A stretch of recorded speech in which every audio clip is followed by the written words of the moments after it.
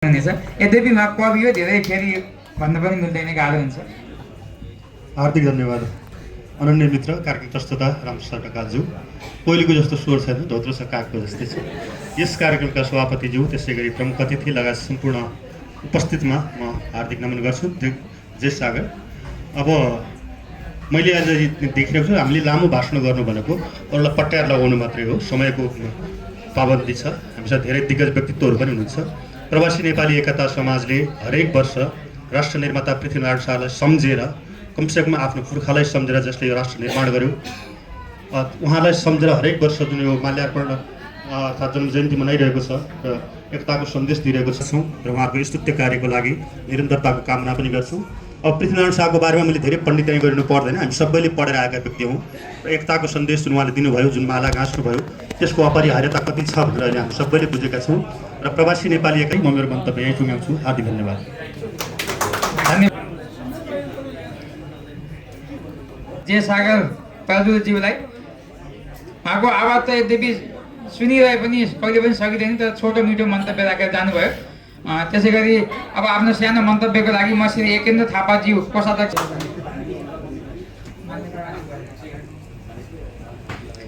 धेरै धेरै धन्यवाद उत्कृष्ट कार्यक्रम सञ्चालक। आज हामी पृथ्वी जयन्ती 304औं पृथ्वी जयन्ती तथा राष्ट्रिय एकता दिवस मनाउँदैछौँ। यो कार्यक्रमका सभा अध्यक्ष पानस युएका कार्यवाहक आचार्यज्यू, त्यसै गरी यो कार्यक्रमका आकर्षक प्रमुख अतिथि नेपाली अत्यन्तै सद्भावका साथ आसन ग्रहण गराउनुभएका सम्पूर्ण मान्यजनहरूमा म टक्राउन चाहन्छु। प्रवासमा आएर पनि राष्ट्रिय एकताको दिवस पृथ्वी जयन्ती यो दियो बालेर हामीले कर्म गर्ने कर्मभूमिमा रहेर घरदेशलाई सम्झिँदै यो समग्र रूपमा पृथ्वी जयन्ती समग्र रूपमा सम्पूर्ण नेपालीहरूको उपस्थितिमा गर्नुपर्ने थियो, तर पानसले हरेक वर्ष एक्लै आयोजना गरेर सबैलाई बोलाएर यो किसिमको निरन्तरता चलेको छ। यो मानेमा पनि यहाँहरू इन्टायर टिमलाई हार्दिक धन्यवाद दिन चाहन्छु। श्री 5 बडा महाराज धिराज पृथ्वीनारायण शाह नेपाल राष्ट्रको एकीकरणका राष्ट्रनायक, दूरदृष्टिका साम्राज्याभिषेक र सबै नारायण शाहले नेपाल राष्ट्रलाई दिएका उपदेश आज पनि हाम्रो मानसपटलमा ताजा नै छ, रहिरहनेछ। नेपाल 4 जात 36 वर्णको एउटा साझा फुलबारी हो। यो फुलबारीमा जसरी हरेक किसिमको सुगन्धहरू पाइन्छ, हरेक किसिमका जात जाति भाषा भाषीहरू अटाएका छन्, त्यसले गर्दा नै हामी समग्र पूर्व पश्चिमका सम्पूर्ण नेपालीहरू यो मालाले पनि हामी नेपाली जनलाई कसरी जिउने, कसरी समाज निर्माण गर्ने, समाजको सहिष्णुता के हो भन्ने कुराहरू पनि दिएको छ। म धेरै लामो नबलिकन 4 जात हाम्रो समग्र नेपालमा उद्योगको कल कारखानाको विकास पनि त्यही अनुरूप चल्दै थियो, चल्दै आइरहेको थियो र हामी नेपालीहरू गाउँ सहर बेसीदेखि लिएर हरेक जस्तो अवस्थामा पनि घुलमिल भएर रहेका थियौँ। अत्यन्तै सान्दर्भिक थियो। हामी भित्र संस्कार, संस्कृति र चालचलन अत्यन्तै राम्रो सद्भावका साथ अगाडि बढ्दै जाँदा आज नेपाल कहाँ कहाँ कता कता कुहिरोमा हराएको काग जस्तै बनेको छ। जसरी हामीले पृथ्वीनारायण शाहको बारेमा चर्चा परिचर्चा गऱ्यौँ, पूर्व वक्ता साथीहरूले पनि अत्यन्तै महत्त्व, अत्यन्तै सान्दर्भिक कुराहरू राखेर जानुभयो। साँच्चै नै नेपालीहरू अब घरदेशदेखि परदेश, हामी दुई, म जहिले पनि भन्छु, हामी दुई देशको यो निलो आकाशको छत मुनि बसेर हामी यति टाढा आएर कर्म गर्दै गर्दा पनि अब नेपालीहरू अलग अलग हुने होइन। अब हामीहरू यो देश निर्माणका लागि, हाम्रा बच्चा, हाम्रो भविष्यका लागि अब हामी जहाँ जसरी हुनुपर्छ एकतामा एक भएर उभिनुपर्ने हुन्छ। हामीले हाम्रो भविष्य निर्माणका लागि इतिहासलाई सम्झनै पर्छ। इतिहासलाई सम्झेर वर्तमानमा कर्म गरेर र भविष्यको मार्ग निर्देशन, मार्ग चित्र कोर्नुपर्छ। यी उपदेश पृथ्वीनारायण शाहको व्याख्या बखान जति नै गरे पनि हामीले यसलाई भेट्टाउन सक्दैनौँ। हामीले यसलाई आदर सम्मान र एकदमै सहिष्णुताका साथ अगाडि बढ्नुपर्छ भन्दै आज यो पृथ्वी जयन्ती राष्ट्र र नेपालको यो जुन कार्यक्रम राखेर यहाँहरूले 2-4 कुरा राख्ने मौका दिनुभएकोमा म पानास टिमलाई फेरि पनि धन्यवाद दिँदै मेरो यो छोटो भनाइ यहीँ टुङ्ग्याउँछु। नमस्ते, जय नेपाल। एकन्द थापाजी उहाँलाई जहिले हेरे पनि मुस्किराइरहनुहुन्छ, चन्द्रमाको जस्तो मुस्कान छ उहाँको, अत्यन्तै आनन्दित। हामीसँग अब केही मन्तव्यहरू छन्, त्यसपछि हामी मात्र मैले भनेको थिएँ नि मुस्कुराउनु छ भने हेर्नुहोस्, उहाँ मुस्कुराउनु भयो भने चन्द्रमा पनि सिटिक्क बादलमा दुख्छ। धन्यवाद कुशल कार्यक्रम सञ्चालक। यस पृथ्वी जयन्ती समारोह तथा राष्ट्रिय एकता दिवस समारोहका सभाध्यक्ष मेरा अनन्य मित्र श्री नारायण आचार्यज्यू, मञ्चमा आसीन प्रमुख अतिथि हुनुभएका सम्पूर्ण विशेष अतिथिज्यू, पत्रकार मित्रज्यू, प्रवासी नेपाली मञ्च पानसबाट उपस्थिति जनाउनुभएका कार्य समितिका पदाधिकारीज्यू लगायत सम्पूर्ण युएवासी तमाम तपाईँहरू सम्पूर्णमा म मेरो व्यक्तिगत तर्फबाट, संस्थागत तर्फबाट, नेपाली समाज युएको तर्फबाट यहाँहरू सबैमा हार्दिक नमस्कार टक्राउन चाहन्छु। म एउटा कुरा के प्रस्ट्याउन चाहन्छु भनेपछि शाह डाइनेस्टीको उद्गम स्थल गोर्खाबाट सुरु भएको छ। Prithvinarayan Shah he is a great warrior, उहाँ ग्रेट वारियर हुनुहुन्थ्यो। र एउटा कुरा के छ भनेपछि उहाँ एउटा चाहिँ एकीकरण अभियन्ताको रूपमा मैले चिन्ने गरेको छु। र यसै सन्दर्भमा जाँदाखेरि उहाँका आलोचकहरूले उहाँलाई नस्लवादी पनि भन्न सक्लान्, विस्तारवादी पनि भन्न सक्लान्। त्यो सबैको आफ्नो कन्टेक्स्ट छ, त्यो कन्टेक्स्टको आधारमा हामी नजाउँ, तर समग्र रूपमा लम्सम रूपमा के बुझौँ भनेपछि पृथ्वीनारायण शाहले 50भन्दा बेसी 22 र 24 राज्य एकीकरण नगरेको भए तत्कालीन स्थितिमा मैले जुन भाषा प्रयोग गरिरहेको छु, बोलिरहेको छु, सायद यो इतिहासको कुनै गर्तमा विलिन हुन्थ्यो। यसकारण पनि यस मानेमा पनि मैले पृथ्वीनारायण शाहलाई सम्झनु नै पर्छ, स्मरण गर्नु नै पर्छ। उहाँले उठाएको एकीकरण अभियानले गर्दाखेरि नि हामीलाई सगौरव नेपाली भनेर आफूलाई संसार सामु चिनाउन पाएका छौँ र नेपाली भाषालाई यसरी निडरका साथ बोल्न पनि पाएका छौँ र एउटा माध्यम भाषा पनि बनेको छ। यसकारण यहाँ उपस्थित सम्पूर्णमा फेरि पनि नेपाली समाज युएको तर्फबाट र मेरो व्यक्तिगत तर्फबाट पृथ्वी जयन्तीको तथा राष्ट्रिय एकता दिवसको हार्दिक मङ्गलमय शुभकामना व्यक्त गर्दै यहाँहरू समक्षबाट बिदा हुन्छु। हवस् त, धन्यवाद। जानुभयो। यसै गरी आफ्नो छोटो मिठो मन्तव्यका साथमा शुभकामना दिनको लागि म आफ्नो छोटो मिठो मन्तव्यको लागि उहाँलाई जोरदार तालीले स्वागत गरौँ। हार्दिक धन्यवाद। कार्यक्रम एकदम कुशल कार्यक्रम सञ्चालक रामप्रसाद ढकालज्यू। आज पानस युवेद्वारा आयोजित पृथ्वीनारायण शाहको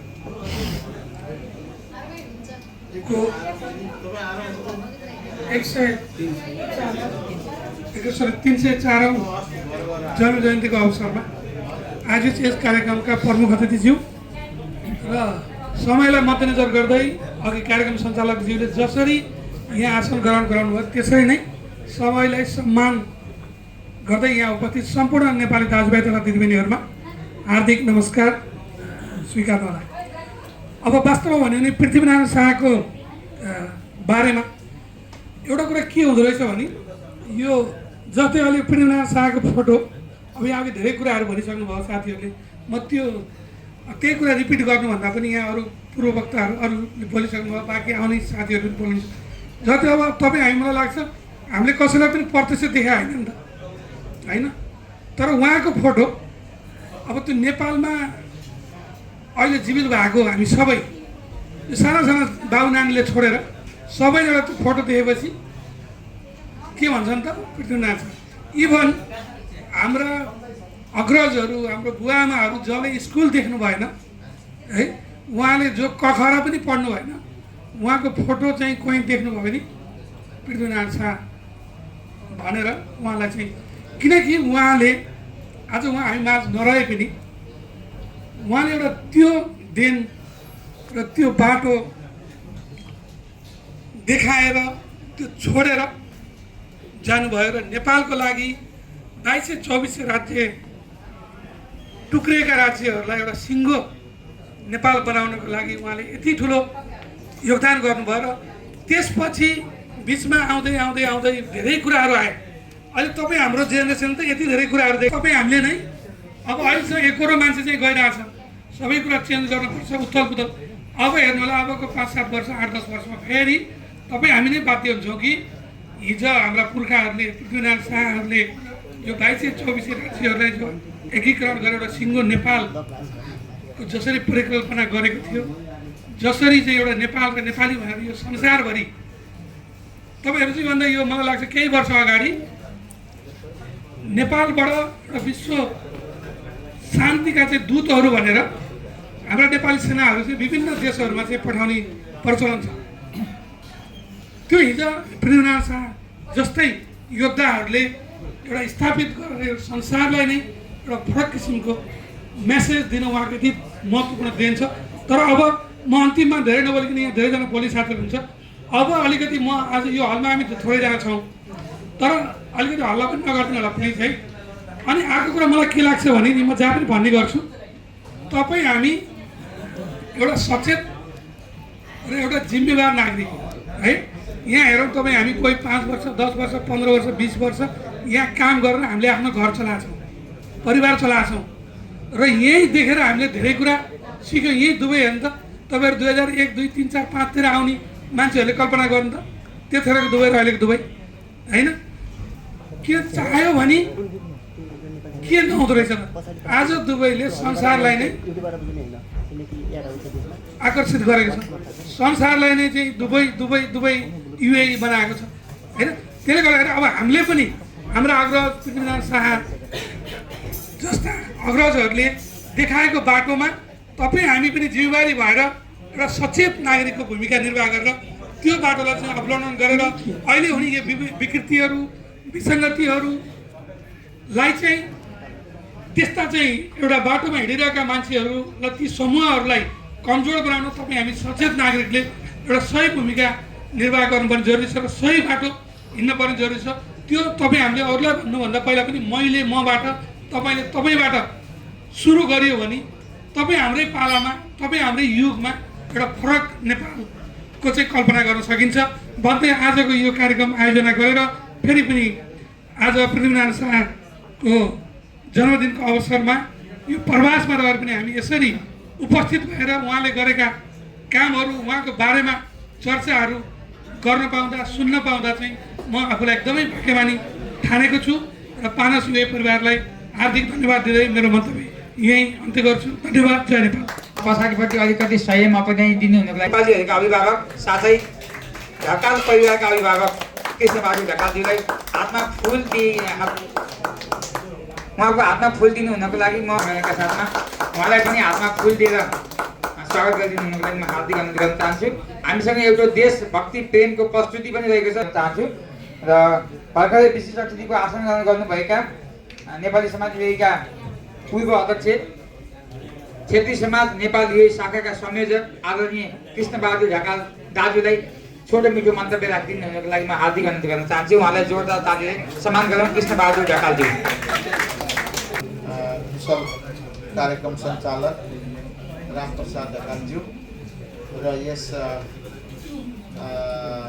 304औं पृथ्वी जयन्ती एकता दिवसका आजका विशेष सभाका अध्यक्षज्यू र कार्यक्रमका प्रमुख अतिथिज्यू र सम्पूर्ण सङ्घ संस्थाका पाल्नुभएका अतिथिगणहरू, कार्य समितिका विशेष संस्थाका निवासी, एउटा विशेष नै नेपालको हाम्रै क्षेत्रीय समाज समितिमा बस्नुपर्ने भएको हुनाले सहसंयोजकज्यूलाई पठाएको थिएँ, तैपनि महासचिवज्यूले ताकेता गरेर एकछिन भए नि आइदिनु है विशेष सम्बोधन गरेर आएको छु र पृथ्वीनारायण शाहको विषयमा अघि दिनुभयो।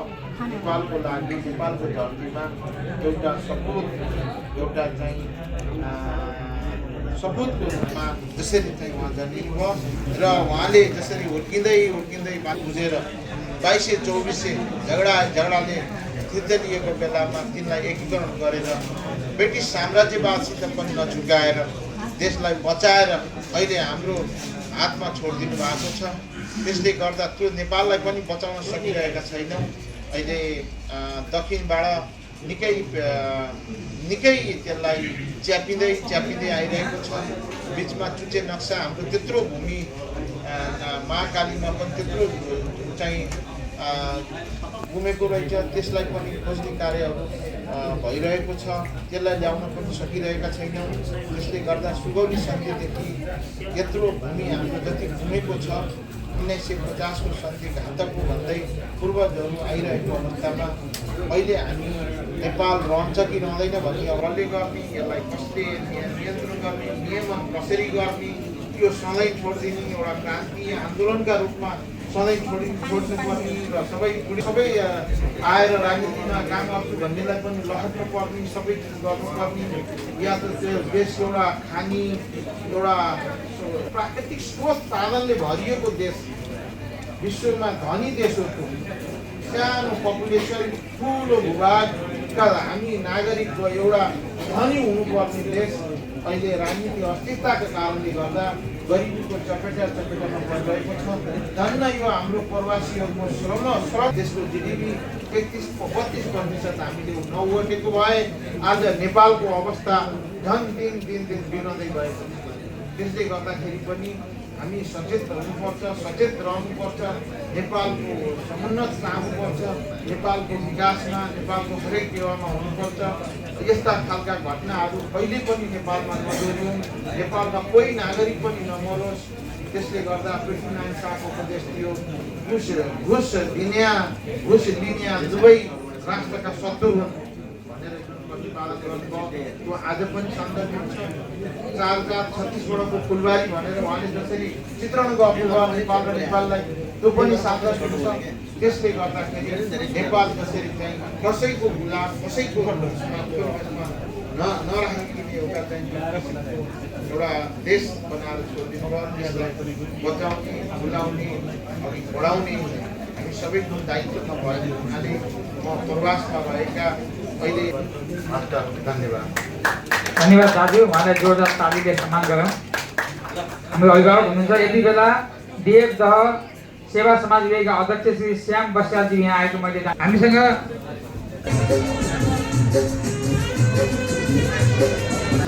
उहाँलाई जोरदार तालीले सम्मान गरौँ। अब हामी कार्यक्रमको अन्तिम क्षणमा छौँ। हामीसँग केही 2-4 मन्तव्यहरू छन्, त्यसपछि हामी माल्यार्पण कार्यक्रममा सहभागी हुनेछौँ। यति बेला साह्रै मिठो बोल्नुहुन्छ, साह्रै मिठो। यो कार्यक्रम मानिसले आयोजना गरेका छ, मानिसका सभापति मित्र नारायण राजाज्यू, अनि मैले त्यहाँ देखिरहेका छु मैले प्रमुख अतिथि विशिष्ट अतिथिज्यूहरू, अनि मैले मान्नुपर्ने, मैले मेरो उमेरको कारणले पनि अनुभवको कारणले पनि मान्नुपर्ने, सम्मान गर्नुपर्ने थुप्रै चाहिँ सिनियर दिग्गज व्यक्तित्वहरू देखिरहेको छु। म सबैजनालाई हार्दिक सम्मान गर्न चाहन्छु।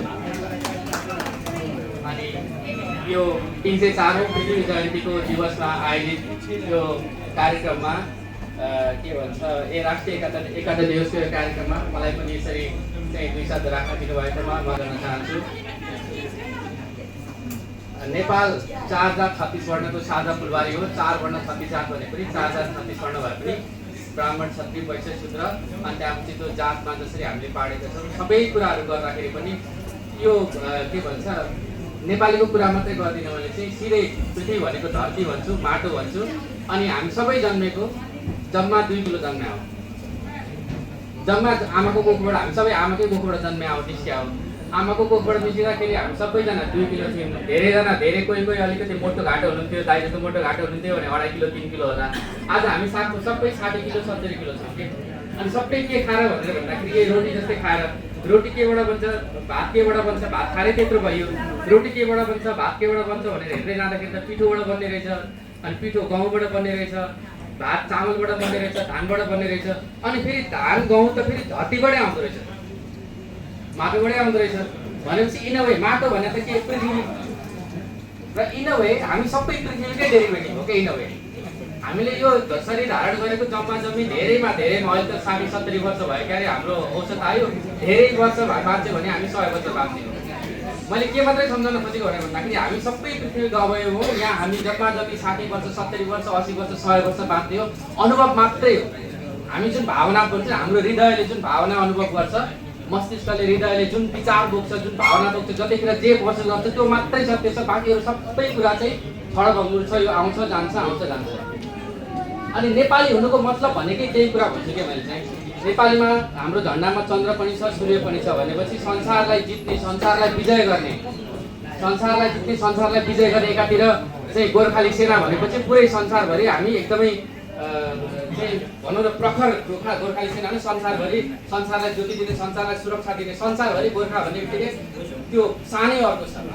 सो हामी त्यो माटोको पनि मान्छे भयौँ। अर्कोतिर हामी फेरि संसारलाई शान्तिको पाठ पढाउने गौतम बुद्ध पनि भयौँ, अर्कोतिर चन्द्रमा पनि भयौँ। सो नेपाली हुनुको मतलब भनेको चाहिँ एकातिर चन्द्र पनि हुनु, एकातिर सूर्य पनि हुन सक्ने हुँदो रहेछ, जो आफ्नो कर्मले आफ्नो वीरताले संसारभरि एउटा उदाहरण पेश गर्न सक्ने, त्यो एउटा सूर्यलाई रिप्रेजेन्ट गर्न सक्ने पनि हामीसँग त्यो ताकत रहेछ, हामीसँग त्यो क्षमता रहेछ नेपाली हुनु भनेको चाहिँ। अर्कोतिर संसारलाई फेरि शान्तिको बाटो देखाउन सक्ने, बुद्धत्वको पनि बाटो हामी देखाउन सक्दैछौँ। सो यो दुईटा धारको बिचको मान्छे चाहिँ नेपाली हो रहेछ। खास नेपाली हुनुको अर्थ, मैले बुझेको नेपाली हुनुको अर्थ चाहिँ त्यही भएर संसारमा कसैसँग पनि नभएको तीन कुनै झन्डा जसमा चाहिँ चन्द्र पनि छ, सूर्य पनि छ। चन्द्र के भन्छ, सूर्य भनेपछि हाम्रो घरमा बाबामा जस्तो भन्न मिल्यो हामीले, सूर्य जसले कमाउँछ, जसले बिहानै के भन्छ बिहानदेखि रातिसम्म भनौँ न कर्म गर्छ, कमाउँछ। सूर्य बुवा जसले कमालेर परिवार पाल्नुहुन्छ। चन्द्रमा माया प्रेम ममताको खानी आमा, जसले हामीलाई चाहिँ हुर्काउनुहुन्छ, संस्कार दिनुहुन्छ। सो संसारलाई, हामी यहाँ प्रवासमा छौँ, संसारलाई नै त्यो चन्द्रको पनि प्रभाव र सूर्यको पनि प्रभावलाई ब्यालेन्स गरेर देखाउन सक्ने, लिएर जान सक्ने र त्यसलाई त्यो संसारलाई एउटा दिशा देखाउन सक्ने जाति चाहिँ नेपाली हो जस्तो लाग्छ।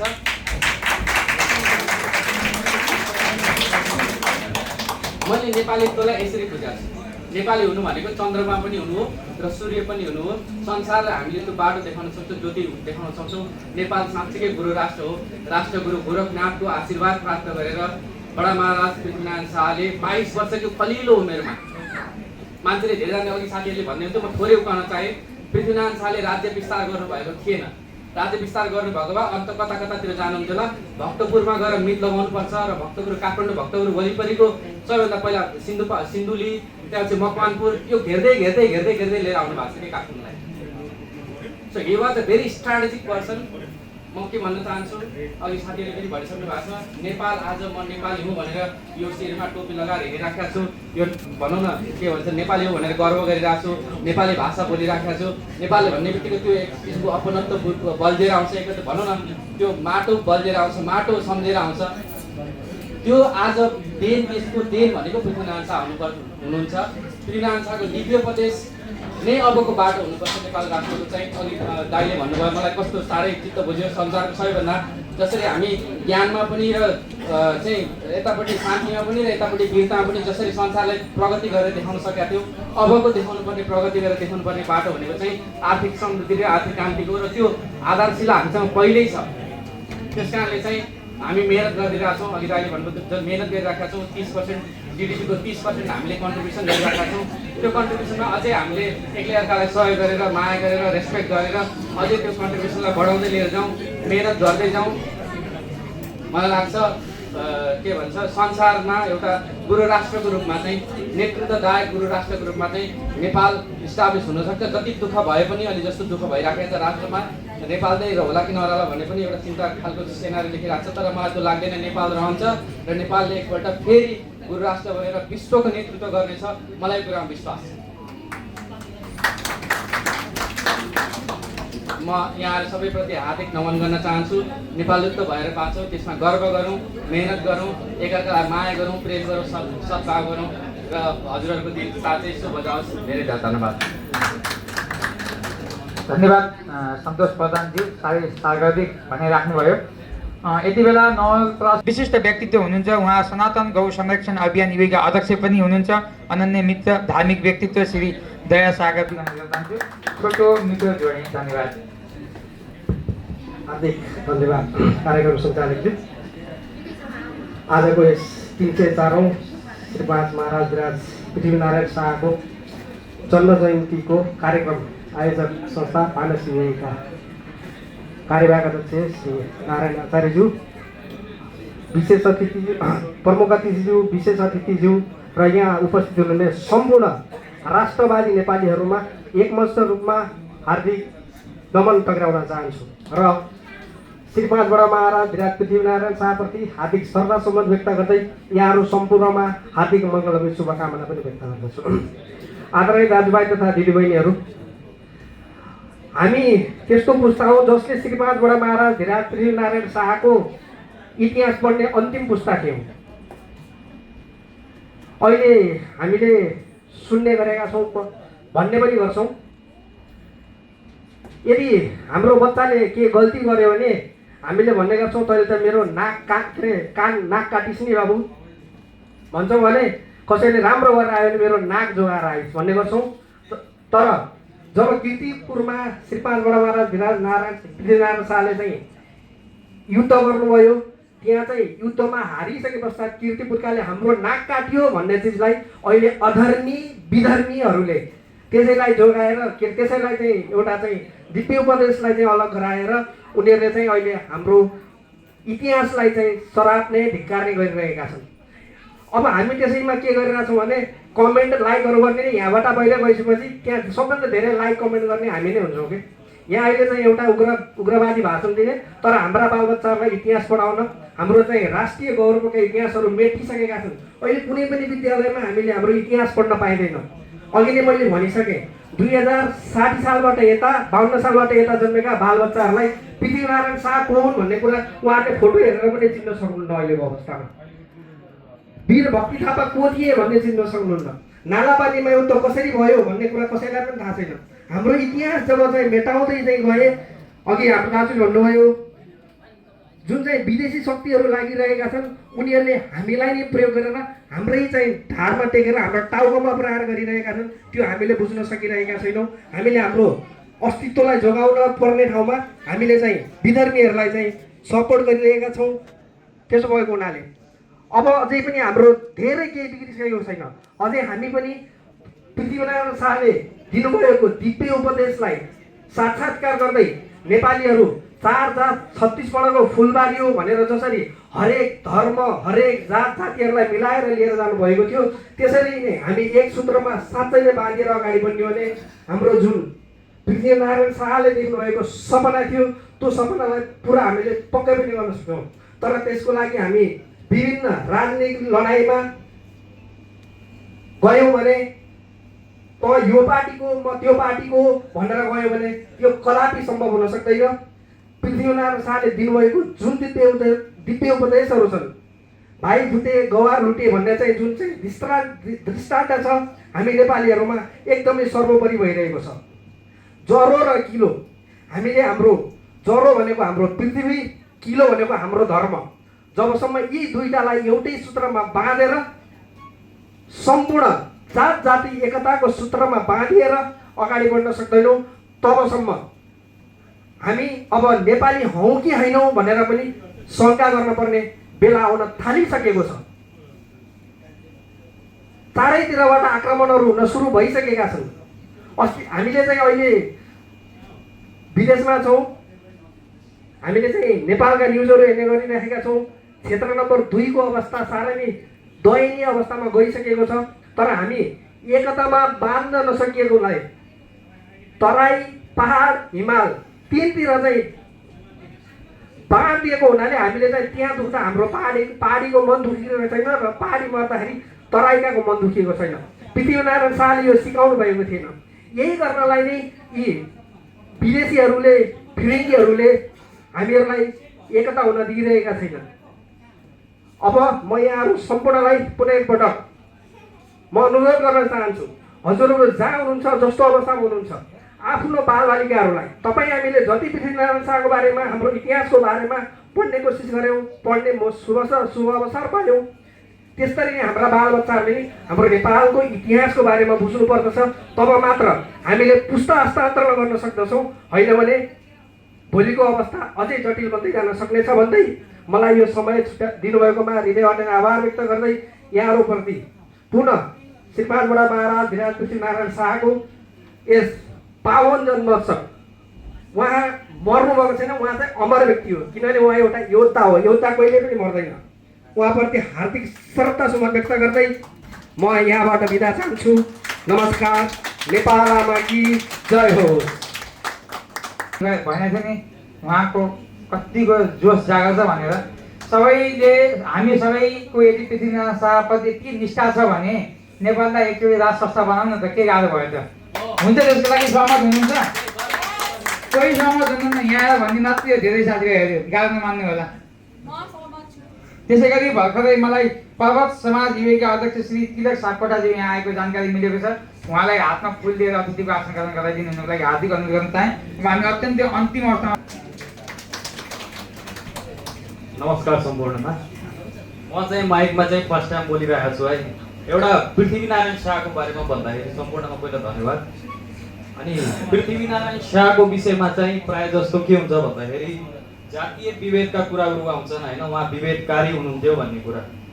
मैले मात्र यो दुईटा विषय उठाउन चाहन्छु। एउटा जातीय विभेदको, दोस्रो चाहिँ नेपालको अवस्थाको, भौगोलिक अवस्थाको। पहिलो कुरा त जुन ठाउँमा जुन काम जान्नेलाई सघाउनु भन्नुभएको छ, सिप जान्नेलाई चाहिँ सघाउनु भन्नुभएको छ। अब त्यो समाज चाहिँ कुन समाज हो भन्ने कुरा हामीले बुझ्नुपर्छ। त्यो प्राय जस्तो परिवार समाज, अब दमाई भनौँ, दमाई समाजलाई सघाउने भनेको कस्तो हुन्छ भन्दाखेरि हेल्प गर्ने होइन। अहिलेको समाज त्यस्तो छैन नि त, छुवाछुतको कुराहरू आउँछ। तर उहाँले त्यो बेला नै एउटा दमाई समाजलाई चाहिँ सघाउनु, हेल्प गर्नु, यिनीहरूसँग उत्पादन लिनु भनेर चाहिँ एउटा कुरा भन्नुभएको छ। अर्थ भनेको त्यो जातीय विभेदको कुराहरू उहाँले कहिले पनि गर्नु भएन। दोस्रो भनेको के हुन्छ भन्दाखेरि नेपालको अवस्था हेरौँ होइन। जहाँ चाहिँ उत्पादन हुन्छ त्यहाँ चाहिँ घर नबनाउनु, जहाँ चाहिँ खनिज छ त्यहाँ चाहिँ घर सार्नु, त्यस्तो कुराहरू आएको छ होइन। तर अहिले हामीले नेपालको भूगोल हेऱ्यौँ भने तपाईँको 70% भूभाग खाली भइसकेको छ। त्यो भनेको पहाड हो। प्रायः जस्तो यहाँ सबै पहाडीहरू छन् होइन। हाम्रो बाबुबाजेहरूले दुःख गरेर एकदम खुन पसिनाले जुन आर्जेको जुन भूमि छ आज कौडीको घरमा पनि बिग्दैन। त्यो भनेको किन आयो अवस्था भन्दाखेरि आफ्नो मूल छोडेपछि। त्यो यदि हामी कल्पना गरौँ नेपाल मात्र एउटा तराई भाग मात्र रह्यो भने पृथ्वीनारायण शाहको विचारमा हामी नगएर आफ्नो मूल थलोलाई छोड्दै जाने हो भने 70% भूभाग पुरै खण्डर हुन्छ होइन। त्यो कुराहरू हामीले बुझ्नुपर्छ। र मैले पहिल्यै भने म पहिला कहिले पनि बोलेन होइन, त्यही भएर कतिपय कुराहरूमा होपलेस हुन्छु म। तर भन्न खोजेको यदि हामीले नेपालको डिजाइन हेरौँ अहिले हाम्रो मानसिकता कस्तो छ, -17 डिग्रीमा हामी युरोप गइरहेका छौँ। त्यहाँ के पाएको छौँ भन्दाखेरि काम गर्ने, खाने, पिउने, उठ्ने, जाने, सुत्ने, उठ्ने -17 मा। तर त्यही पहाड जुन चाहिँ नर्मल टेम्परेचर छ त्यहाँबाट चाहिँ पुरै खाली भएर पुरै बन्जर भइसक्यो, आदि देश खण्डर भइसक्यो के। विदेशमा त हामी रोकाउँला जान, कहिले रोकाउँला, तर आफ्नो मूल थलो जुन मेरो बाबुबाजेले चाहिँ दुःख गरेर त्यो जोडेको ठाउँलाई कौडीभरको पनि अवस्था रहेन। त्यो भनेको व्यवस्था एउटा त्यो नियमको, जसरी कतिपय इन्डियाको ठाउँमा हेर्नुहोस् हिमाचलमा कतिपयले जग्गा किन्न पाउँदैन, त्यस्तो नियमहरू छ। त्यही भएर आफ्नो मूल नछोड्ने, कुल धर्म नछोड्नु पृथ्वीनारायण शाहले भन्नुभएको। यदि त्यो कुरालाई हामीले पालना गरेको भए आज तराईमा जुन जातीयका कुराहरू उठ्छन्, यी पहाडीहरू आए कब्जा गरे होइन, त्यो कुराहरू उठ्थेनन्। हाम्रो पुर्खौली ठाउँमा, हाम्रो कुलथान भएको ठाउँमा नै हामी रमाइराखेका हुन्थ्यौँ होइन। त्यही भएर पृथ्वीनारायण शाहको दिव्य उपदेशमा हामी हिँड्नु नै सबैभन्दा राम्रो हुन्छ। अनि एउटा कुरा मैले जोड्न खोजेँ चाहिँ ठ्याक्क बिर्सेँ होइन, फेरि कुनै बेला है त। धन्यवाद सबैलाई। सागर मलाई धेरै धेरै आभार प्रकट गर्न चाहन्छु र म आफ्नो सागर्दिक भनाइ राखिदिनु हुनको लागि प्रवास नेपाली सम्पर्क विभाग युएका विभागीय प्रमुख श्री सृजन थापाज्यूलाई म हार्दिक अनुरोध गर्न चाहन्छु। जोरदार ताली भनेर सम्मान गरौँ श्री सृजन थापाज्यू। धन्यवाद कार्यक्रम प्रस्तोताज्यू, कार्यक्रम सञ्चालकज्यू। प्रवासी नेपाली एकता समाज युएद्वारा आयोजित श्री 5 बडा महाराज धिराज पृथ्वीनारायण शाहको 304औं जन्म जयन्ती कार्यक्रमका सभाध्यक्ष एवं मेरा अनन्य मित्र नारायण आचार्यज्यू, कार्यक्रमका प्रमुख अतिथिज्यू, महावाणिज्य दूतावास दुबईका उपमहावाणिज्य दूत, ड्यासमा आसन्न सम्पूर्ण अतिथिज्यूहरू, यहाँहरूको नाम लियो भने लामो समय जान्छ, मैले समय लिन चाहन्न, तथा महिला तथा सज्जनवृन्द सम्पूर्णमा म व्यक्तिगत सुजन थापाको तर्फबाट र प्रवास नेपाली सम्पर्क विभाग युएको तर्फबाट स्वीकार्नुहोस् हार्दिक नमस्कार। अघि पूर्ववक्ता धेरैजनाको कुराहरू सुन्यौँ, त्यही बिचमा माई नेपालका अध्यक्षज्यूले भन्नुभएको एउटा कुराले मलाई बाढी हान्यो। हामीले के साँच्चै हल्का रूपमा लिएका छौँ त यो पृथ्वी जयन्तीलाई भन्ने कुरा। हुन त म प्रायः जसो औपचारिक कार्यक्रमहरूमा जाँदा मेरा भनाइहरूलाई सकेसम्म संक्षिप्त र राम्रो बनाउँछु भनेर एउटा तयारी पनि गर्थेँ, तर उहाँको भनाइ पश्चात मलाई अझै बढी तयारी गर्न अभिप्रेरित भयो र मैले यहाँ अग्रजहरूको कुरा सुन्दा सुन्दै त्यहाँ बसेर केही कुराहरू नोटिस गरेँ। मैले अलिकति समय लिगाउला, त्यसको लागि यहाँहरूसम्म क्षमा माग्दै म ती अत्यन्तै महत्त्वपूर्ण कुराहरू यहाँहरूमाझ राख्नको लागि म कार्यक्रम आयोजकप्रति अनुमति चाहन्छु। राष्ट्रिय एकता तथा राष्ट्र निर्माणका महान अभियन्ता, दूरदर्शी राज्यकर्ता, राष्ट्र निर्माता, राष्ट्रिय विभूति श्री 5 बडा महाराज धिराज पृथ्वीनारायण शाहको 304औं जन्म जयन्तीको ऐतिहासिक अवसरमा सर्वप्रथम उहाँप्रति हार्दिक श्रद्धा सुमन अर्पण गर्दछु। गर्वका साथ हामी भन्छौँ, मेरो देश कहिले पनि विदेशीको गुलाम बनेन, त्यसको मुख्य श्रेय श्री 5 बडा महाराज धिराज नै हो। हामीले भुल्नै नहुने कुराहरू पनि छन्, जसरी हामीले अघि नै भन्यौँ, हाम्रो इतिहास हाम्रा सन्ततिलाई के पढाउने भन्ने कुरा छ। जसरी हामीले विदेशीका इतिहास पढ्यौँ, जस्तो पढ्यौँ कि फ्रान्सका नेपोलियन बोनापार्ट भनेर पढ्यौँ, इटालीका जुसेफ गिरिबाल्डी भनेर पढ्यौँ, अमेरिकाका जर्ज वासिङटनलाई पढ्यौँ, जर्मनीका बिस्मार्कलाई पढायौँ, तर के बडा महाराज धिराजका बारेमा हामीले जति पढ्यौँ त्योभन्दा बढी पढ्ने कोसिस गऱ्यौँ त? त्यो कोसिस नगर्नु पनि यता कता हामी कमजोरी हो कि जस्तो लाग्छ र त्यसलाई अझै विस्तृत अध्ययन गरौँ भनेर पनि यहाँहरूमा विनम्र अनुरोध गर्दछु। 18औं र 19औं शताब्दीतिर अन्तर्राष्ट्रिय राजनीति हेर्ने हो भने अहिलेका विश्वका शक्तिशाली राष्ट्रहरू सबै एकीकृततिर नै थिए। ससाना शासक, कवाली अनि समुदायबाट एउटै देशको छानाभित्र ल्याउने कुरा सामान्य थिएन। चीन, जर्मनी, इटाली जस्ता देशहरूको कथा पनि लगभग नेपालकै जस्तै छ, तर पनि मेरो देश कहिले पनि विदेशीको गुलामी बनेन। नेपाल एकीकरणको क्रममा मुख्य भूमिका रहेको भूभाग नुवाकोट जिल्लाबाट म बिलङ्स गर्छु। मेरो जन्मथलो नुवाकोट हो र अलिकति मैले त्यतापट्टि पनि जोड्न चाहेँ। पृथ्वीनारायण शाहले नुवाकोट विजय बडा महाराज धिराजको एकीकरणको अभियानको पहिलो ठोस सफलता थियो। विक्रम सम्वत 1801 मा नुवाकोट जितेपछि उनले काठमाडौँ उपत्यकामा प्रवेश गर्ने मुख्य नाका आफ्नो नियन्त्रणमा लिए। नुवाकोट त्यस समय आर्थिक, सैन्य र भौगोलिक दृष्टिले अत्यन्तै रणनीतिक स्थल थियो। नुवाकोटको विजयपछि काठमाडौँ तिब्बत व्यापार मार्ग गोर्खाको नियन्त्रणमा आयो। मल्ल राजाहरूको आर्थिक र सैन्य शक्ति कमजोर भयो। गोर्खा राज्यको आत्मविश्वास बढ्यो र एकीकरण अभियानलाई गति मिल्यो। त्यसैले नुवाकोटलाई नेपाल एकीकरणको प्रवेशद्वार भनेर पनि हामी गर्वका साथ मान्दछौँ। नेपाललाई ससाना राज्यको टुक्राबाट एकीकृत सार्वभौम र स्वाभिमानी राष्ट्रका रूपमा स्थापित गर्ने श्री 5 बडा महाराज धिराज पृथ्वीनारायण शाह केवल इतिहासको पाना मात्र होइनन्, उहाँ आज पनि राष्ट्र सञ्चालनको दर्शन हुनुहुन्छ। उहाँको दिव्य उपदेश सत्ता होइन, राष्ट्र केन्द्रमा राख्ने नीति हो, व्यक्ति होइन, प्रणाली सुधार्ने चेतना हो। दुर्भाग्यवश विगत 35 वर्षदेखि सत्ता कब्जा गरेर बसेका राजनैतिक दलहरूले जनताको अधिकार होइन आफ्नै लुटको माध्यम बनाए, भ्रष्टाचारलाई संस्थागत गरे, राज्य संयन्त्रलाई पार्टी र गुटको बपौती बनाए, महाकाली, टनकपुर जस्ता राष्ट्रिय स्वाभिमानका मुद्दामा घोडा टेके, जुत्ता कारखाना बेचे, चिनी मिल बेचे, कागज कारखाना बेचे, लगायतका सम्पूर्ण उद्योग धन्दाहरू बेचेर सार्वजनिक सम्पत्ति हडपे र राज्य विभेदलाई शासनको नीति बनाइयो। यो नै हामी नेपालीका लागि आजको दिनमा दुर्भाग्यको विषय हो। यो हामीले स्वीकार्नै पर्छ। यी दलहरूले पृथ्वीनारायण शाहले भनेको नेपाल 4 जात 36 वर्णको साझा फुलबारी हो भन्ने दर्शनलाई व्यवहारमा होइन भाषणमा मात्र सीमित बनाए। जनताको नाममा सत्ता चलाए तर जनताको जीवन कहिल्यै परिवर्तन गरेनन्। त्यसैले म दृढता साथ भन्न सक्छु, मैले प्रतिनिधित्व गर्ने माउ पार्टी, राष्ट्रिय स्वतन्त्र पार्टी पृथ्वीनारायण शाहको दिव्य उपदेशलाई शब्दमा होइन व्यवहारमा आत्मसात गर्छौँ।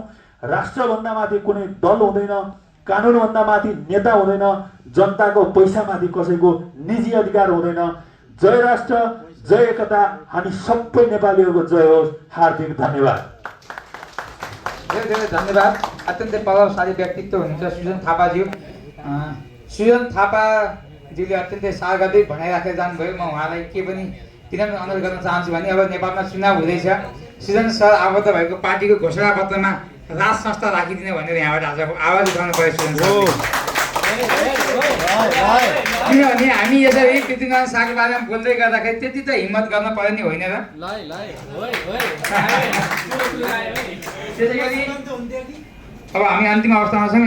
यति बेला नवलपरासी सेवा समाज विभागका वरिष्ठ उपाध्यक्ष श्री अशोक डुम्रेजी यहाँ आएको मैले जानकारी पाएको छु। उहाँलाई हातमा फुल दिएर अतिथिको आसन ग्रहण गराइदिनु हुनको लागि म हार्दिक अनुरोध गर्न चाहन्छु। अशोक डुम्रेज्यू हार्दिक अनुरोध गर्न चाहन्छु हातमा फुल दिएर। धन्यवाद। निवर्तमान अध्यक्ष धर्मराज भट्टराईजी यहाँ आउनुभएको मैले जानकारी पाएको छु। उहाँलाई पनि अतिथिको आसन ग्रहण गरिदिनु हुनको लागि म हार्दिक अनुरोध गर्न चाहन्छु। हातमा फुल दिनु होला। गोपालजी, म 2023 डिसेम्बर 10 तारिक झन्डै साँझको 4, साढे 4, 5 बजेको थियो होला। त्यति बेला मेरो कानमा एउटा सुमधुर आवाज गुन्जिएको थियो। म कहिले कहिले भन्ने गर्छु, मेरो बोली अलिक कहिले मिठो भनेर जानुभयो। मेरो बोली वास्तवमा तोते छ। तोते बोलीलाई मिठो भन्न मिल्दैन, या तोते बोलीलाई बच्चा जस्तो बोली मानेर मिठो भन्नुभएको हो कि। त्यति बेला नवलपुर सेवा समाज विभागको 4औं अधिवेशन चलिरहेको थियो र निर्वाचन समिति संयोजक एकजना त्यस्तो विशिष्ट व्यक्तित्व, साह्रै उहाँको बोली मलाई यति मन पऱ्यो। त्यसपछि झन्डै 2 वर्ष भयो हाम्रो 5औं अधिवेशन पनि सकियो। गोपालजीलाई भेटाउनुहोस् न भनेको कहिल्यै भेटाउनु भएन। आज मेरो कस्तो अभाग्य। जनसम्पर्क समिति युएका उपसभापति श्री मणि भुत्योज्यू यहाँ उपस्थित हुनुभएको छ। उहाँलाई आफ्नो सार्वजनिक भनाइ राखिदिनु हुनको लागि म हार्दिक अनुरोध गर्न चाहन्छु। साह्रै सुमधुर छ सरको बोली। धेरै धेरै धन्यवाद। कार्यक्रम सञ्चालक छु श्री 5 बडमहाराज धिराज पृथ्वीनारायण शाहको 304 जन्मदिनका समारोहका सभाध्यक्ष छु। यस कार्यक्रमका प्रमुख अतिथि, विशिष्ट अतिथिहरू, सम्पूर्ण अतिथिगण, यस कार्य समितिका सम्पूर्ण पदाधिकारी साथीहरू, नेपाली दाजुभाइ तथा दिदीबहिनीहरूमा हार्दिक नमन र नमस्कार व्यक्त गर्न चाहन्छु। प्रथमतः श्री 5 बडमहाराज धिराज पृथ्वीनारायण शाहको 304औं जन्म जयन्तीको उहाँप्रति हार्दिक श्रद्धासुमन व्यक्त गर्न चाहन्छु। म कार्यक्रमको मध्यम अवस्थामा भित्र छिरेछु। क्षमा प्रार्थी पनि छु एउटा अर्को कुनै मिटिङसँग। यहाँ म आइसकेपछि धेरै वक्ताहरूले बोल्नुभयो, जसरी बोल्नुभयो त्यसरी नै बोल्नुभयो। मैले पनि त्यही सम्झेँ र म अहिले स्टेजमा उभिँदै गर्दा म इतिहासको विद्यार्थी होइन। नेपाली समाजका पूर्व अध्यक्ष बेलजीले भनेको हामीले फोटोमा पृथ्वीनारायण शाहको फोटो देख्यौँ। यो रक्त सञ्चारसँग पुस्तान्तरण भन्ने विषय रहन्छ जस्तो मलाई लाग्छ। जसरी फोटोमा देखियो मेरो आँखा र त्यो पृथ्वीनारायण शाहको फोटोको स्पर्शसँग यो पृथ्वीनारायण शाह हो भन्ने मेरो रगत र मेरो नस्लले त्यसलाई प्रभावित पारे जस्तो मलाई लाग्छ। म इतिहासको विद्यार्थी होइन, तर म पृथ्वीनारायण शाहका धेरै उपदेशहरू हामीले यसरी बोल्ने मात्रै गर्छौँ तर त्यसलाई व्यवहारमा लिएर आउँदैनौँ। भर्खरै मात्रै मलाई यहाँले बोलाउँदै गर्दा एउटा राजनीति संस्थाको भातृ संस्थाको हिसाबबाट बोलाउनु भयो। म यहाँले अगाडि सम्बोधन पनि गर्नुभयो हाम्रो थापाज्यूलाई, तपाईँको घोषणापत्रमा यो लेखिदिनुहोस् त्यो लेखिदिनुहोस्, यस्तो गर्न पर्यो उस्तो गर्न पर्यो। अगाडि किसन दाई अग्रज दाईले पनि भन्नुभयो पृथ्वीनारायण शाह विस्तारवादी नेता हुन्। पृथ्वीनारायण शाहले विस्तार नगरेको भए नेपाल एकीकरण हुन्थेन। एकीकरण एकातिर छ र विस्तार अर्कोतिर छ। तर नेपालमा पृथ्वीनारायण शाहमाथि लागेको आरोप विस्तार र विस्तारवादीमा धेरै फरक हुन्छ। हामी त्यो विषय बुझ्न जरुरी छ। विस्तारवादी भनेको कुनै एउटा कन्ट्रीले अहिले भारतले विस्तारवाद गरेर नेपालका धेरै भूभागहरू मिचेको छ। नेपालले धेरै एकीकरण गर्ने क्रममा पूर्वदेखि पश्चिमको टिस्टासम्म नेपाल पुगेको थियो। यो विस्तारवाद र विस्तारमा फरक विषय हो। यो विषयमा पनि आज पृथ्वी जयन्तीमा उपस्थिति भएर यसरी बोल्दै गर्दा र अनजानका हाम्रा साना भाइ बहिनी हाम्रा छोराछोरीहरूलाई राम्रा र यथार्थता समाचारहरू संश्लेषण गर्न पनि यो कार्यक्रम आयोजक र बोल्ने वक्ताहरूलाई पनि विनम्र अनुरोध गर्न चाहन्छु। तर लगभग अन्तिम वक्ता पुगे, त्यसैले पनि म यहाँहरूमाथि क्षमा प्रार्थी हुन चाहन्छु। नेपालको इतिहासमा नेपालका राजनीतिक दलहरूले भन्ने गर्छन् अमेरिकन विस्तारवाद मुर्दाबाद, भारतीय विस्तारवाद मुर्दाबाद, अमेरिकन साम्राज्यवाद मुर्दाबाद। तर यसरी नारा लगाउँदै गर्दा पृथ्वीनारायण शाहको बारेमा कुनै पनि राजनीतिक दलहरूले व्याख्या गरेको छैन। एउटा मात्रै राष्ट्रिय प्रजातन्त्र पार्टीले ऊ राज संस्था र हिन्दू संस्थाको वकालत गरेको आधारले मात्रै पृथ्वीनारायण शाहको उसले मात्रै वकालत गरेको छ। हामी भन्ने गर्छौँ पृथ्वीनारायणका उपदेश, पृथ्वीनारायण शाहले भनेका उपदेशहरू सबै नेताहरूले कार्यान्वयन गर्नुपर्छ, नेपाली आम नागरिकले कार्यान्वयन गर्नुपर्छ भनेर मात्रै हुँदैन। कार्यान्वयन गर्ने कसरी र यसका विकल्पहरू के छन्? अबको विषय भनेको पृथ्वीनारायण शाहले दिएका उपदेशसँग म के भन्न चाहन्छु भने नेपाल बाहिरको एउटा नेपाल र नेपालभित्रको एउटा नेपाललाई जोड्ने अभियान सुरु गरौँ।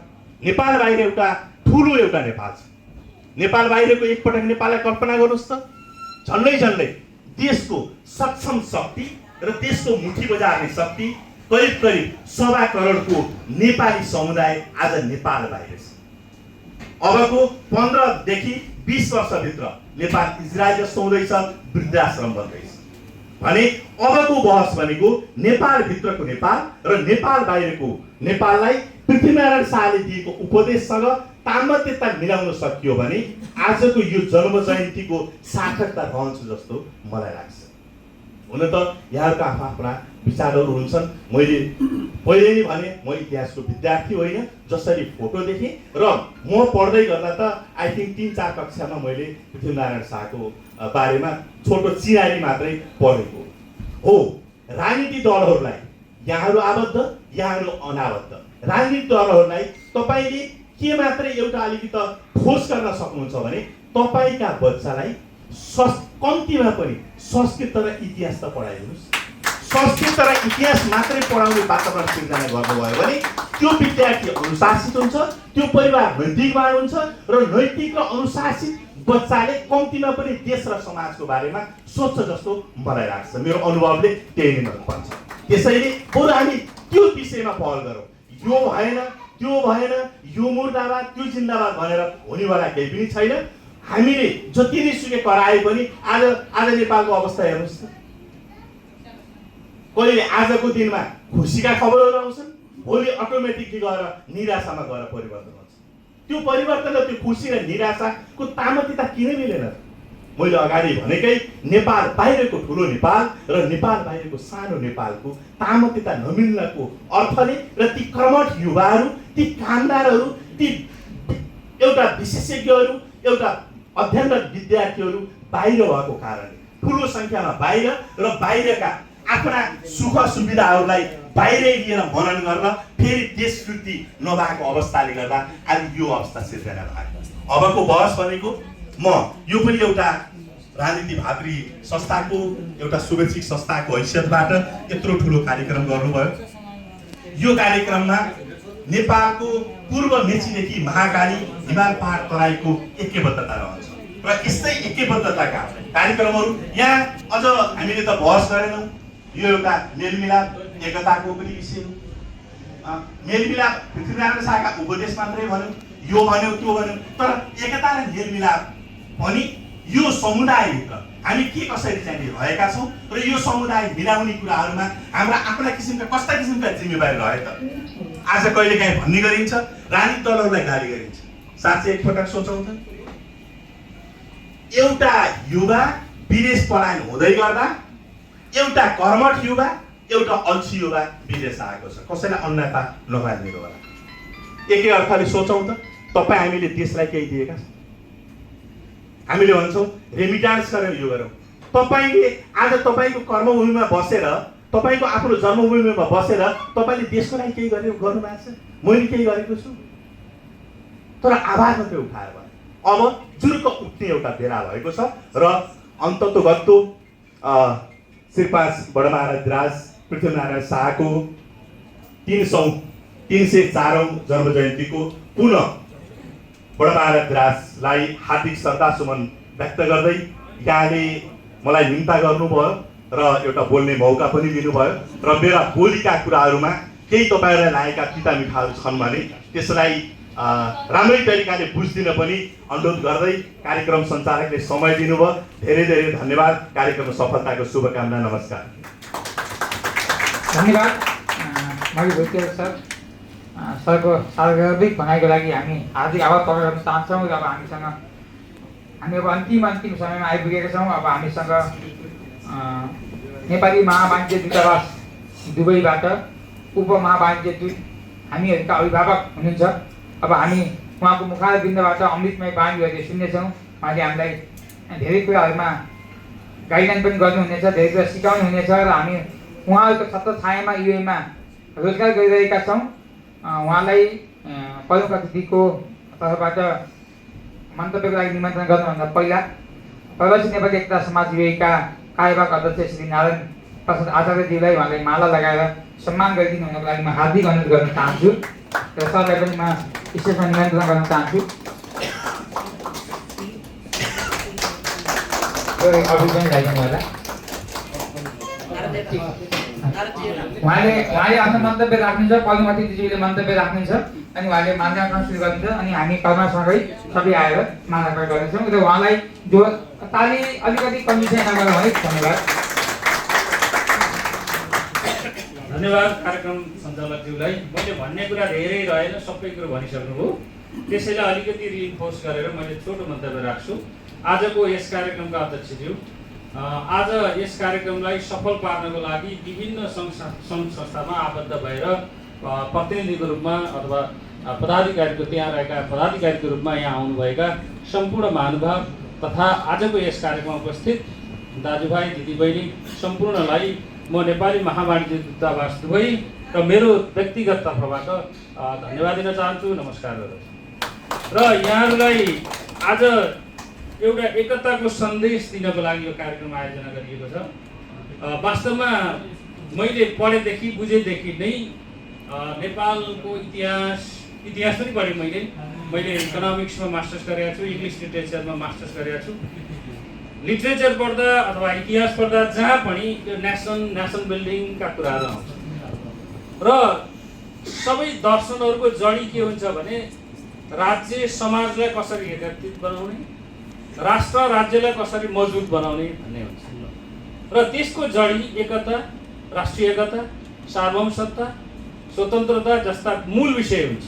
यो अहिले परराष्ट्र नीतिका पनि ती मूल विषय हुन्, हिजो पनि हुन्, पछि पनि हुनेछ र यो एकताको सन्देश दिने नेपालको हकमा पृथ्वीनारायण शाहलाई हामी सम्झनै पर्छ र त्यसैको अवसरमा यहाँले उहाँको जन्मदिनको अवसर पारेर यो सन्देश प्रवाह गर्नको लागि यो कार्यक्रम आयोजना गर्नुभयो। यहाँलाई धन्यवाद र कार्यक्रम सफलतापूर्वक सम्पन्न गर्दै हुनुहुन्छ त्यसको पनि शुभकामना। र मलाई लाग्छ नेतृत्व भनेको अलिकति डेडिकेसन हुनुपर्छ। नेतृत्वमा अनुशासन हुनुपर्छ, राइट डिसिजन हुनुपर्छ। र हामीले यसो हेर्दा त्यो जुन बेलाको नेपाल थियो 2200-2400 राज्यहरू थिए, त्यति बेलाको नेपाल भनौँ सानातिना राज्यहरूलाई एकत्रित गर्ने काम जटिलै थियो। सूचना सञ्चार थिएन, हात हतियारले सुसज्जित थिएन, तैपनि नेपाललाई एउटा अक्षुण्ण राख्न, राष्ट्रिय एकता मजबुत बनाउन, सार्वभौम बनाउनको लागि उहाँको पहललाई सम्झनुपर्छ र व्यक्ति सम्झने, व्यक्ति नसम्झे पनि उहाँको योगदान सम्झनुपर्छ, उहाँको उपदेश सम्झनुपर्छ र त्यसैको अनुसरण गर्दै हामीले एकता गर्नुपर्छ। र हामी सानो मान्छे हो, हामीसँग त्यो सामर्थ्य नहुन सक्छ। जस्तै यहाँहरूले धेरै सङ्घ सङ्गठन यहाँ बनाउनु भएको छ, त्यो सङ्घ सङ्गठन जातीय रूपमा पनि छन्, कतिपय भाषागत रूपमा छन्, कतिपय क्षेत्रीय रूपमा, भौगोलिक रूपमा, जे जसरी एकता गरे हो। र योभन्दा अलिकति बृहत्त रूपमा राष्ट्रिय एकता पनि गर्नु भनेको मूल मुद्दामा, देश जोगाउने मुद्दामा, देशको हित हुने विषयमा। त्यही भएर अहिले पछिल्लो संविधानमा नेसनल इन्ट्रेस्ट भनेर राखेको छ। राष्ट्रिय हित भनेको महत्त्वपूर्ण हुन्छ राज्यलाई बचाउनलाई, राज्यलाई अक्षुण्ण राख्नलाई र यसलाई भविष्यसम्म पनि यो राष्ट्र मेरो हो भनेर गौरव गर्नको लागि राष्ट्रिय हितलाई मूल मर्म बनाएर तपाईँ हामी सबै अगाडि बढ्न यस राष्ट्रिय एकता दिवस डाक्टर पृथ्वीनारायण शाहको सम्झनाले प्रेरित गरोस्, यसले हामीलाई अझ जागरुक गराओस्, जति सक्छौँ हाम्रो लेभलमा एकत्रित हुनको लागि एक हिसाबको सन्देश दियोस् भन्ने कामना गर्दै र महावाणिज्य दूतावासको तर्फबाट युएईमा रहनुभएका सम्पूर्ण दाजुभाइ दिदीबहिनीहरू एकता हौँ र त्यसको अभिभावकत्व अथवा त्यसलाई एउटा संयोजन गर्न महावाणिज्य दूतावास तयार छ। म आफू पनि अथवा महावाणिज्य दूतावास पनि हामी तपाईँहरूसँग लगभग धेरै साथीहरूसँग हामी कनेक्टेड छौँ, दिउँसो कनेक्टेड छौँ, राति कनेक्सन हुन्छौँ, मोबाइलमा कनेक्सन हुन्छौँ, फोनमा कनेक्सन हुन्छौँ र आखिर त्यसको अभिप्राय भनेकै हाम्रो एकता मजबुत होस्, यसले हामीलाई सहअस्तित्वको पाठ सिकाओस्, एकअर्कालाई बाँच्नको लागि आधार सृजना गरोस्, समाजलाई एकत्रित गरोस् र अन्तिममा राष्ट्रलाई एकत्रित गरोस् भन्ने अपेक्षा गर्दै मेरा 2 शब्द टुङ्ग्याउँछु। धन्यवाद। अब हामी माल्यार्पण कार्यक्रम गर्नेछौँ र आजका सभापतिको मन्तव्य हामी सुन्नेछौँ। त्योभन्दा पहिला हाम्रो यहाँको भिजामा, दुबईको भिजामा पनि टिका छ, तर नेपालको पासपोर्टमा छैन। अस्ति भर्खर पासपोर्ट बनाउन जाँदाखेरि अहिले भर्खर निलम्बित हुनुभएका हाम्रा सब काउन्सिलर पौडेलजी पौडेल उहाँको सब काउन्सिलर भर्खर जानुभयो नि, उहाँले बगैँदा चाहिँ टिका पुस भनेर भन्नुभयो। म टिका पुस्दिनँ भनेको, टिका नपुस्नु त्यो पासपोर्टको पुस्नु गर्दिनँ।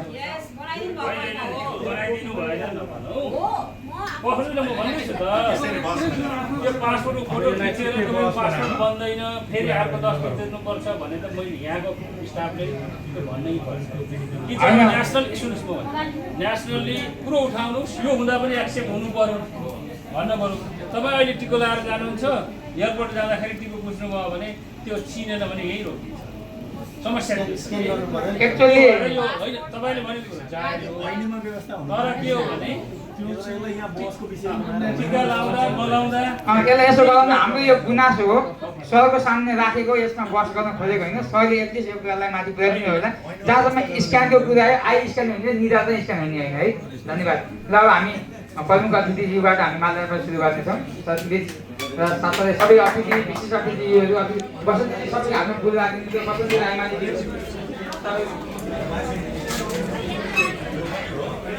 राष्ट्रिय गान महासचिवज्यू राष्ट्रिय गान लगाइदिनु होला। प्रदेश गान लगाइदिनु होला।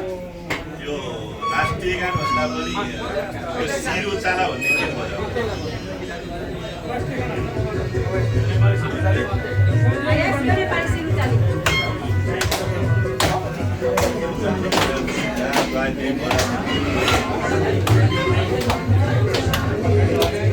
भोल्युम बढाउनु।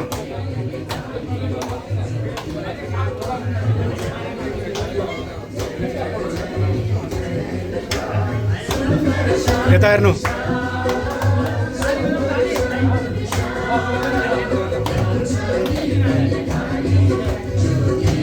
गोपाल सरकार हुनुहुन्छ कृपया सबै यो अविस्मरणीय क्षेत्रलाई क्यामेरामा कैद गरिदिनु हुनको लागि हार्दिक अनुरोध गर्न चाहन्छु। युएका एकमात्र प्रोफेसनल फोटोग्राफर जसले चाहिँ भिडियोग्राफीमा जति पनि हाजिर गर्नुभएको छ कृपया पछाडिबाट भन्दा अगाडि आएर सरस्वती दिदीलाई हाजिर गर्न चाहन्छु। गोपालजी यी सबै छेडहरूलाई दिमागमा पाइप प्रतिनिधिहरूलाई म हार्दिक अनुरोध गर्न चाहन्छु। भिडियोग्राफरमा अन्य शिक्षक व्यक्ति जो हुनुहुन्छ सबै हाम्रा प्रमुख अतिथि विशिष्ट अतिथिहरू विशेष अतिथिहरूको विशेष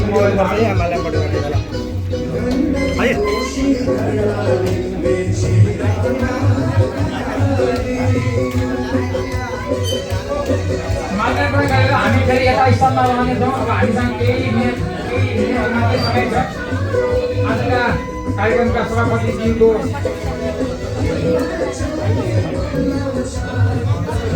मन्तव्य हामीले सुन्नेछौँ।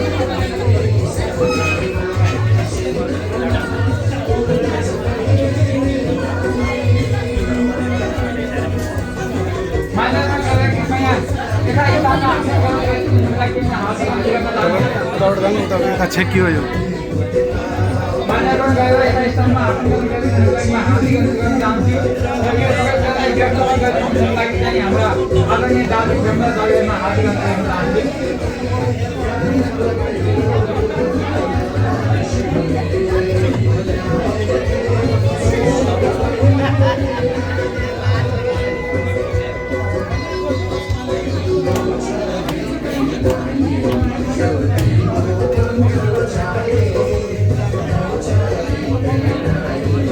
मार्गदर्शन गरेर यता स्थानमा हाजिर गरिदिनु होला।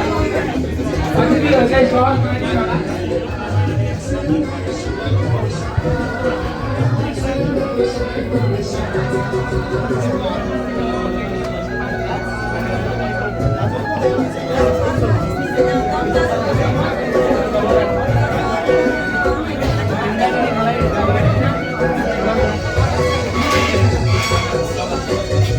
कृपया मार्गदर्शन गरेर यता स्थानमा हाजिर गरिदिनु होला। अब हामी कार्यक्रमको अत्यन्तै अन्तिम चरणमा छौँ। हामी आजका कार्यक्रमका सभापतिबाट हामी केही कुरा सुन्नेछौँ। आचार्यज्यू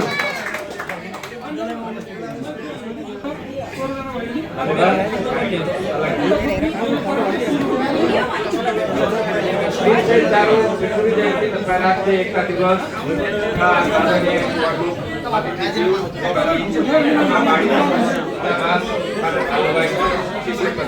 तपाईँज्यू विशिष्ट अतिथिज्यूहरू संस्था प्रमुखज्यूहरू लगायत सम्पूर्ण उपस्थित महानुभावहरूमा हामी प्रवासी नेपाली एकता समाज युएको तर्फबाट र मेरो व्यक्तिगत तर्फबाट हार्दिक धन्यवाद दिन चाहन्छु। आज हामीले नेपालका राष्ट्रका एकीकरणकर्ता पृथ्वीनारायण शाहको 304औं जन्म जयन्ती गौरव साथ मनाइरहेका छौँ र भर्खरै मनाएर सम्पन्न पनि सफलतापूर्वक सम्पन्न पनि भयो। यसको लागि म यहाँ उपस्थित सम्पूर्णलाई हार्दिक धन्यवाद दिन चाहन्छु। हामीहरूले फेरि एकपटक आत्मसात गर्नुपर्छ भन्ने प्रेरणा हाम्रा पूर्व वक्ताहरूले दिएर जानुभएको छ।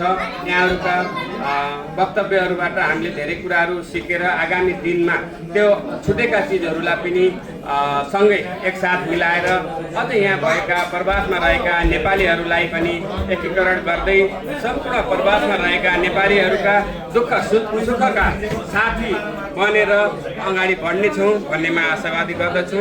नेपाल 4 जात 36 वर्णको साझा फुलबारी हो भन्ने अमूल्य सन्देश आजको विविधतापूर्ण युक्त नेपाली समाजमा अझ बढी सान्दर्भिक भएको छ।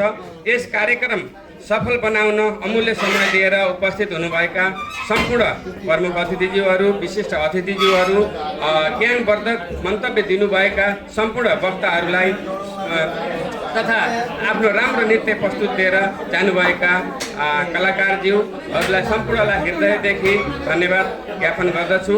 हामी सबैले राष्ट्र निर्माताका दिव्य उपदेशलाई केवल स्मरणमा सीमित नराखी आफ्नो व्यवहारमा पनि र कर्ममा पनि उतार्ने दृढ सङ्कल्प गरौँ। यसै सन्देशका साथ म आजको यस कार्यक्रमको सभापति भएको हैसियतले आजको यो 304औं पृथ्वी जयन्ती तथा राष्ट्रिय एकता दिवसको कार्यक्रमको औपचारिक समापन यही घोषणा गर्दछु।